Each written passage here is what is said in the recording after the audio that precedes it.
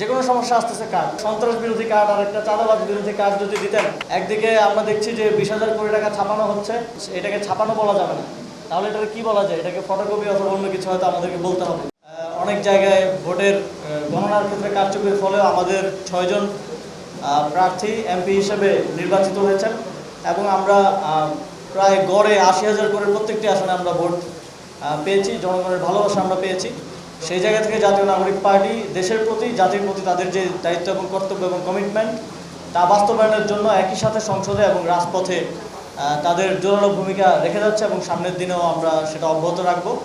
একই সাথে আমরা এবারের জাতীয় নির্বাচনে আমরা আমাদের পার্টির দিক থেকে অনেকগুলো শর্টকামিংসের বিষয়ে আমরা আইডেন্টিফাই করেছি এবং সেই জায়গাগুলোকে ওভারকাম করার জন্য পার্টিকে আরও সাংগঠনিকভাবে শক্তিশালী করার জন্য আমরা কাজ করে যাচ্ছি।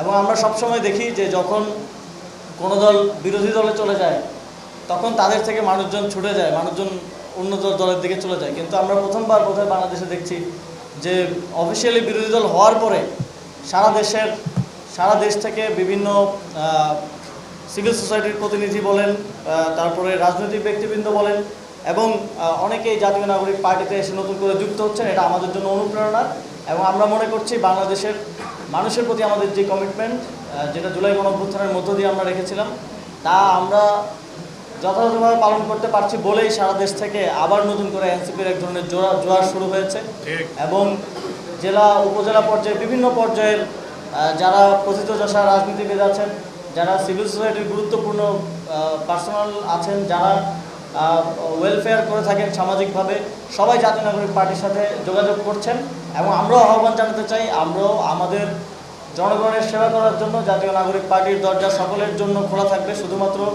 গণহত্যাকারী এবং ফ্যাসিবাদের সহযোগী ছাড়া এবং সন্ত্রাস এবং চাঁদাবাজ ছাড়া বাকি সবার জন্য এই পার্টির দরজা খোলা থাকবে এবং আমরা আপনাদেরকে আমাদের পার্টিকে একটি নতুন বাংলাদেশ, সুন্দর বাংলাদেশ বিনির্মাণের জন্য আহ্বান জানাতে চাই।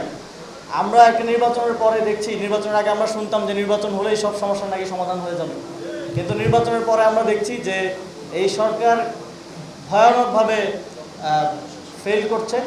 শুধুমাত্র জনগণের জন আকাঙ্ক্ষা এবং গণভোটের রায় বাস্তবায়নের ক্ষেত্রে নয়, সেক্ষেত্রে তো তারা ফেল করেছেই, এই রাষ্ট্র পরিচালনার ক্ষেত্রেও, প্রশাসনিক ক্ষেত্রেও তারা তাদের যেই ব্যর্থতা, সেই ব্যর্থতার পরিচয় দিচ্ছে। আমরা বাংলাদেশে এই ধরনের এখন যেই বৈশ্বিক সংকট চলছে, এই ধরনের সংকট বাংলাদেশ অনেক সংকট অতিক্রম করে এসেছে। অন্তর্বর্তীকালীন সরকারের সময়ে এবং নানা ধরনের সংকট, নানা ধরনের পরাশক্তির হুমকি ধমকি সরকার পার করে এসেছে, কিন্তু এত বাজে পারফর্ম করতে আমরা দেখি নাই। আমরা দেখছি যে একদিকে বলছে যে তেলের পরিমাণ ইতিহাসের সর্বোচ্চ পরিমাণ মজুদ আছে, আরেকদিকে আমরা দেখছি যে ইতিহাসের সর্বোচ্চ লম্বা লাইন আমরা পেট্রোল পাম্পগুলোতে দেখছি। একদিকে আমরা দেখছি যে 20,000 কোটি টাকা ছাপানো হচ্ছে তাদের যেই ইকোনমিক সেক্টরে তাদের যে ক্রাইসিস সেটা মোকাবিলার জন্য, কিন্তু তারা সেটাকে বলছে যে এটাকে ছাপানো বলা যাবে না, তাহলে এটাকে কি বলা যায়? এটাকে ফটোকপি অথবা অন্য কিছু হয়তো আমাদেরকে বলতে হবে, ভাষা পরিবর্তন করতে হবে। আমরা দেখছি যে কোনো সমস্যা উঠতেছে, সমস্যার ব্যাপারে আমাদের মাননীয় প্রধানমন্ত্রী একটাই সমাধান দিচ্ছেন, কার্ড। যে কোনো সমস্যা আসতেছে কার্ড। তো আজকে বাংলাদেশের বর্তমান সময়ে সবচেয়ে বড় সমস্যা হচ্ছে চাঁদাবাজি এবং আমরা ক্যাম্পাসগুলোতে দেখছি সন্ত্রাস। তো এর থেকে মুক্তি পাওয়ার জন্য আমাদেরকে একটা সন্ত্রাস বিরোধী কার্ড আর একটা চাঁদাবাজ বিরোধী কার্ড যদি দিতেন তাহলে আমরা অনেক উপকৃত হতাম। এবং আমরা এই সরকারকে একইভাবে জনগণের জনরায় বাস্তবায়নে যেমন ব্যর্থ হতে দেখছি, একইভাবে প্রশাসনিকভাবেও ব্যর্থ হতে দেখছি। এই জায়গা থেকে আমরা মনে করছি বাংলাদেশের যে কাঙ্ক্ষিত মুক্তি, যেই মুক্তির প্রত্যাশায় বাংলাদেশের জনগণ গণভোট এবং জাতীয় নির্বাচনে ভোট দিয়েছে, সেটা আরও সুদূর পরাহত হচ্ছে। সেই জায়গা থেকে আমরা মনে করি এই সকল সমস্যার সমাধান হচ্ছে রাজনৈতিক, এবং ওই জায়গা থেকে জাতীয় নাগরিক পার্টি নিজেদেরকে একটি শক্তিশালী রাজনৈতিক দল হিসেবে গড়ে তোলার জন্য কাজ করছে। এবং সারা দেশে আমাদের যে সমর্থন এবং ভালোবাসা আপনারা আমাদেরকে দেখিয়েছেন, সেটাকে আমরা আমাদের সাংগঠনিক শক্তিতে, রাজনৈতিক শক্তিতে রূপান্তরের জন্য কাজ করছি। আমাদের এই অগ্রযাত্রায় আপনারা আমাদের পাশে থাকবেন, এটাই আমাদের প্রত্যাশা থাকবে। এবং আমরা এই অগ্রযাত্রায় আমাদের দীর্ঘ ফ্যাসিবাদের সময় যারা নিপীড়িত হয়েছেন, রাজপথে গুরুত্বপূর্ণ ভূমিকা রেখেছেন, ইসাক ভাইদের মতো যারা আছেন, তাদের সংযুক্তির মধ্য দিয়ে জাতীয় নাগরিক পার্টি দিনে দিনে আরও শক্তিশালী হচ্ছে। এবার জাতীয় নির্বাচনে পর আমরা যখন মানুষের কাছে গিয়েছি, তখন সবার একটা অভিযোগ আমরা শুনেছি যে আমরা আপনাদেরকে ভোট দিই, কিন্তু আপনারা তো ভোট রাখতে পারেন না।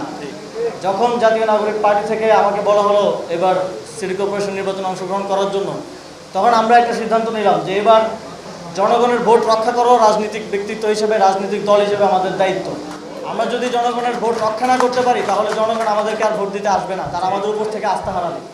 সেই জায়গা থেকে আমরা সর্বপ্রথম গুরুত্ব দিয়েছি শক্তিশালী সংগঠন তৈরিতে।